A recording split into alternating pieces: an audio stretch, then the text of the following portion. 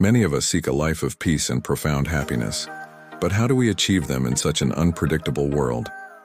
The key, surprisingly, lies in constant action and service to others. It's not just about doing something, but about how active engagement shapes our being. Think about it. Stagnant water spoils, idle tools rust, and fertile land left untended is quickly overcome by weeds. Similarly, our spirit and our potential wither without purpose. Staying in constant motion, offering help, building and uplifting is fundamental. Because life, as we well know, is always lurking to surprise us with the unexpected. Given this reality, how do we prepare for the floods that will inevitably come? How do we strengthen our courage and resilience when circumstances push us into a labyrinth of problems? This video is an invitation to uncover the internal tools we possess, but often fail to utilize. We will explore how deliberate activity in all its forms is the only force capable of shielding us and preparing us to overcome life's storms. Stay with us to discover how action and service are the true gymnastics for the soul. The metaphor of stagnant waters, the idle plow, and the untended land paints a vivid picture of the decay that inactivity brings. Just as nature thrives with movement and purpose, the human spirit also withers in idleness. Work, in its broadest sense, whether physical, intellectual, or emotional, is not just an obligation, but a vital opportunity for growth. It offers us the chance to hone our skills, discover our hidden talents, and crucially, strengthen our character. It is in directed action in the pursuit of contributing and building that we find a sense of purpose that transcends momentary difficulties. Think about the areas of your life where inertia has set in. Which waters need to be stirred? Which plows need to be set in motion to avoid rust and the waste of your potential? The world is a constant stage for the unexpected. A sudden turn of events, a change of plans, an unexpected loss. Life tests us in ways we cannot always foresee.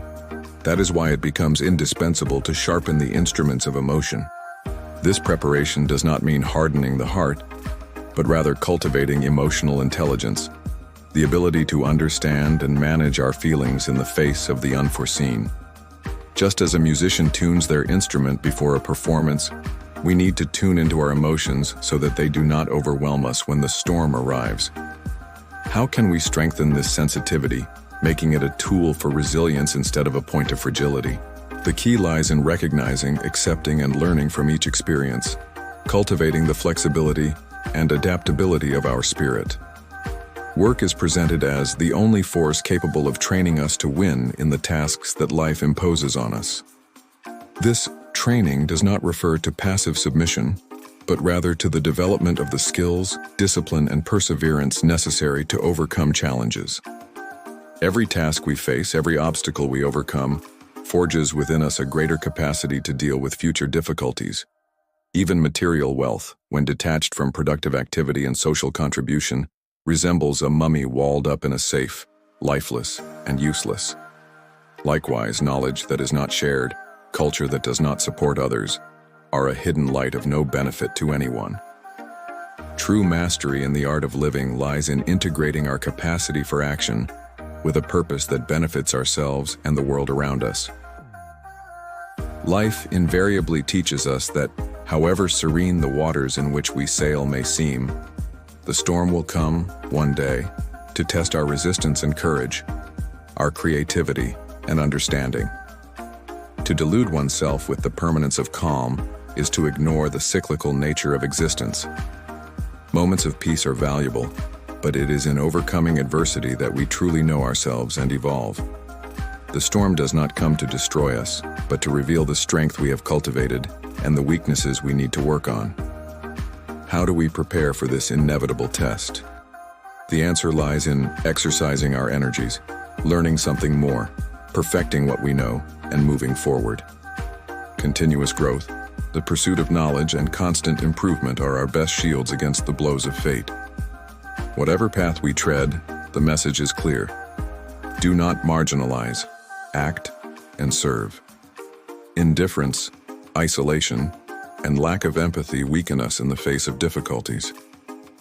Connecting with others, offering help, and actively participating in building a better world are not just acts of kindness, but also ways to strengthen our own spirit. And even when greater difficulties afflict your spirit, when we find ourselves in a labyrinth of problems seemingly without exit, the command remains the same. Do not stop. Action, even if hesitant and amidst uncertainty, is the first step to finding the way. Perseverance, the refusal to succumb to despair, and the belief in our ability to overcome are the lights that will guide us through the labyrinth.